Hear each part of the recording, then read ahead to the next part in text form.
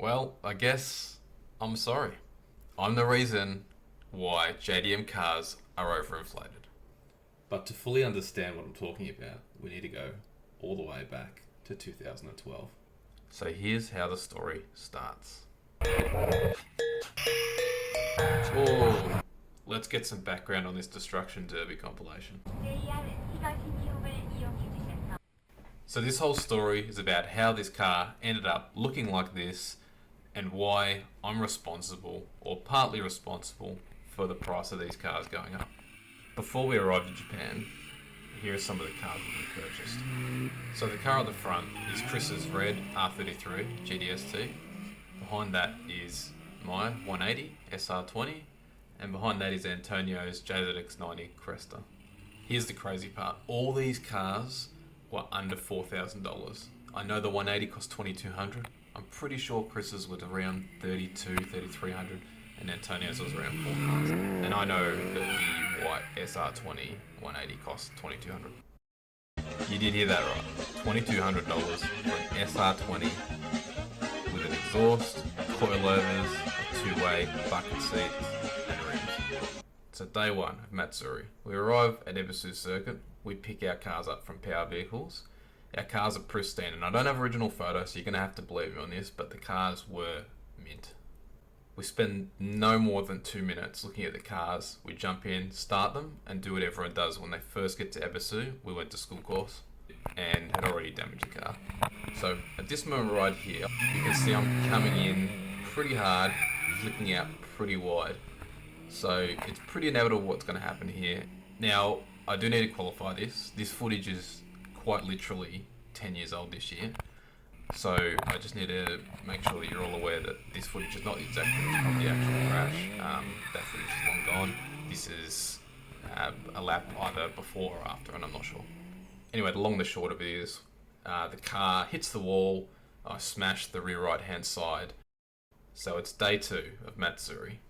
We've gone through school course, spent a bit of time there, mucked around with the cars, and it's time to move on to the big boys course.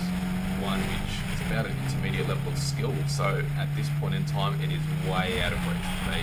Still is, I have no idea what I'm doing. I drive onto the track and I have a guy behind me, and I'm watching this guy in the rearview mirror and I'm thinking, gee, this guy is initiating over this hill pretty early. So I come over this hill, I'm watching this guy behind me, he's initiating super early, so what do? I decide I'm going to try that. That seems like a great idea. I've later come to learn this driver behind me in the car is actually the driver from this video, from Noriyaru, which is Naoto Shinaga, which is a pro D1. The result of this, as you can see, coming in way too hot. I don't have enough angle to wash off, and I do what any person with no skill does, and I fly off the end of the track. So I come off the end of the track, the exhaust comes off, back 2 bolts of the turbo flange have come loose, one's bleeding completely out and lost. I tighten the other bolt when the car turns down, but I can't find the other flange bolt, so I just use a pair of vice grips to hold that together as well. So what you'll note at this point is a complete disregard for proper maintenance practice.